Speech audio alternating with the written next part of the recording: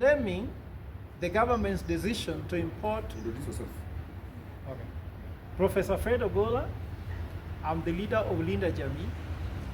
I'm also a leader of Hekima Alliance Party. We are condemning the government's decision to import 500,000 metric tons of duty-free rice in Kenya. The recent Gazette notice number 10533 of July 28, 2025, permitting the importation of 500,000 metric tons of grade 1 milled white rice duty-free until December 31st, 2025, represents a grave threat to the survival of Kenya's domestic rice sector and the broader economy. Kenya, the leading economy in East African region, should be prioritizing investment in agriculture to guarantee food security. Staple food commodities such as maize, rice, sugar, wheat, onions, tomatoes, vegetables ought to be produced locally. A country that cannot feed its own people is doomed. Our neighbor Tanzania has made significant investments in the rice production, achieving 2.4 million metric tons in 2023. Today, Tanzania produces enough rice for domestic consumption and maintains surplus for export. This was accomplished after Tanzania banned rice imports and focused heavily on attracting investment into the sector. With national annual rice consumption approximately 1 million tons and local production covering only 300,000 tons, Kenya urgently needs to support domestic production rather than expose local farmers and value chain businesses to unfair and destructive competition. The government is being deliberate and intentional in sabotaging local rice farmers by allowing cheap, duty-free imports to flood the market every year, instead of investing in and protecting the sector. Kenya's rice-producing regions have the capacity to produce over 1.5 million metric tons annually if given forecast investment. By using this Gazette notice, government officials have created a haven for cronies and unscrupulous businessmen to profit through duty-free imports. This undermines hard-working local farmers and importers to pay taxes of up to 35% on rice. It is worth noting that similar duty-free quota of 500,000 metric tons was in force from May to November 2024. Yet according to USDA data, the imports under the quota were lower. Does not reduce prices. It only enriches a few connected individuals. Why this decision is unacceptable? It's unacceptable because local rice farmers in Mwea, Ahero, Bura have ample stocks, with harvesting ongoing until end of December this year. Flooding the market with cheap imports will destroy their livelihoods, force mass job losses, and disrupt national food security.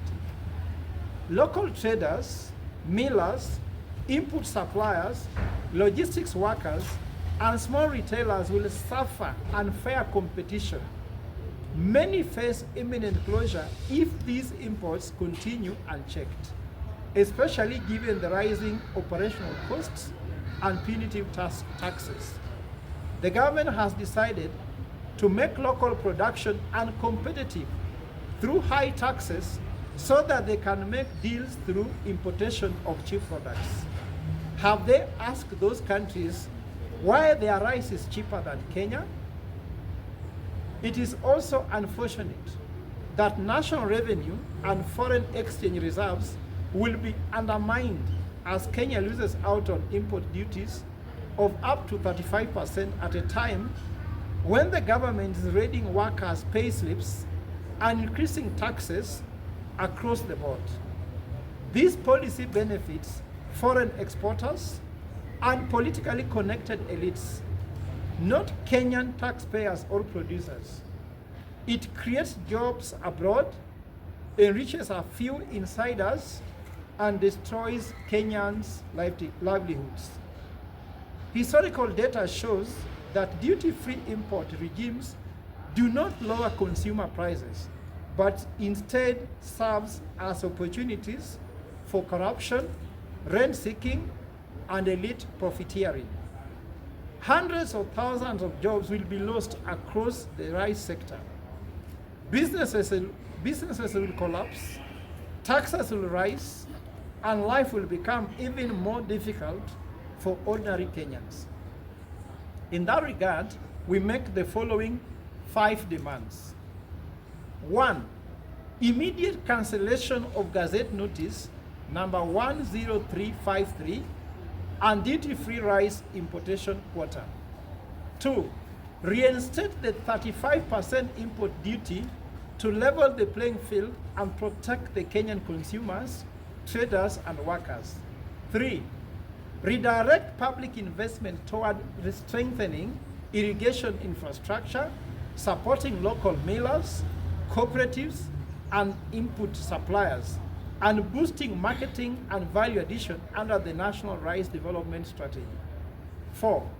Mobilize all relevant state agencies and departments to attract an integrated investment in the rice sector, not limited to few players or foreign investments. Kenya must open up space for multiple investors instead of seemingly monopolizing the sector in favor of the government of Japan. Kenya must be built by Kenyans according to all Kenyan resources all the time. Number 5, a realistic, transparent, and time-bound strategy must be implemented to reach self-sufficiency in rice production by 2030.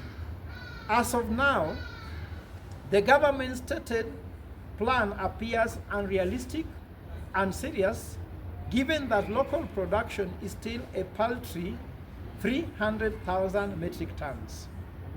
This is our plea to the people of Kenya.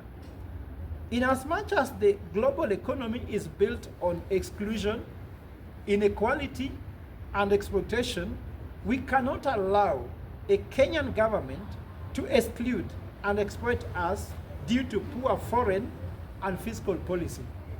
This is not just a policy issue. It's a matter of national dignity, economic justice, and survival. Smallholder farmers, youth, women traders, and millions of households depend on Kenya's rice value chain. Instead of supporting them, the government is creating jobs abroad while overtaxing and destroying businesses at home. Kenya operates a market economy where prices should be determined by demand and supply. However, by incentivizing foreign imports and sidelining local producers, the government is maintaining and manipulating the market and creating a rigged system that enriches a select few while endangering nations' food sovereignty. Food security is part of national interest that countries like the US, Japan, and even China maintains as non-negotiable. As team evolve, we continue to speak for the common Kenyan. We call on the government to act now. Cancel this harmful duty-free quota, prioritize local production, and protect Kenyans' economic future. We urge all stakeholders, faith-based leaders, farmers groups, civil society, media, and ordinary citizens to join us in a nationwide condemnation of policies that jeopardize local livelihoods and weaken Kenyans' long-term food security. Death is not only by the bullet in the so-called one-legged. It's more painful, and widespread death can be achieved by policies that affect food security, healthcare, education, and national security. Kenya must evolve from consumption economy to production economy. The wheels of the economy must move for Kenya to evolve. We can't keep the wheels of our economy in the parking lot, growing imports while reducing exports, and expect a stronger shilling, offer free primary education, free secondary education, free healthcare, and guarantee jobs. Let's evolve Kenyan economy now, not in 2027, but now. Our problems cannot defer to 2027. They must be solved now, because those dying of hunger are dying now. Those who cannot afford healthcare cannot afford it now. Those who cannot afford education cannot afford now. So this must be done now. Thank you. I now invite my colleague here, first of all, the Gen Z. Let him say what he feels after this statement. My name is Edwin Wafula, and I am a Gen Z in this country. And one, I would like to say that it is so sad that we have a very clueless regime.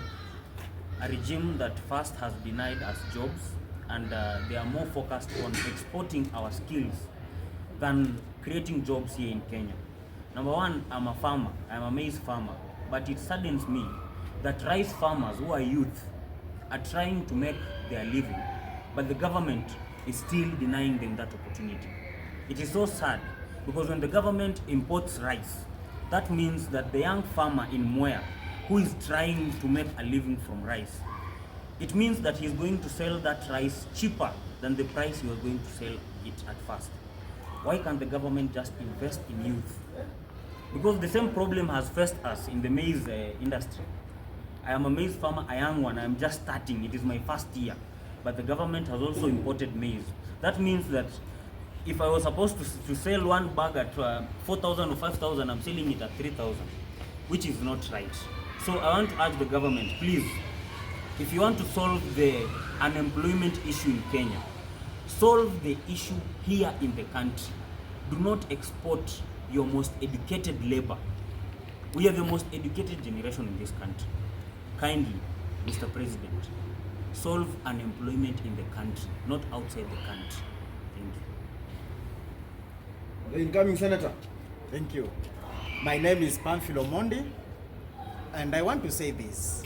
The government today is insulting Kenyans because importing rice at this particular time, when we have a lot of Kenyans who are jobless, that means they are taking Kenyans for granted. One thing that I want to ask the government today, do you think that our Kenyans cannot work in our farms and produce enough rice? Two, or you want to tell us that our farms cannot produce enough rice? What you are doing today, the government, is just to ensure that you tailor-made poverty in our nation at the expense of few people who are aligned in government that are importing that rice. In that matter, can you tell us who imported that rice, when was it done, and why did the government gazette and barely 3 days the rice arrived at the border of Kenya? That means it's just a plan of few elites. So we Kenyans, we want to say like this. We want to stop this importation on commodities that we can locally produce. That is the only real empowerment that we can do to our people. But if you continue importing, that means you want to ensure that Kenyans continue becoming poor and poorer to be at the mercies of this government. That one should come to a stop. Just the way my leader here has said, we want to ensure that the government revokes that gazette notice with immediate effect. We cannot continue this way as a nation, because Kenya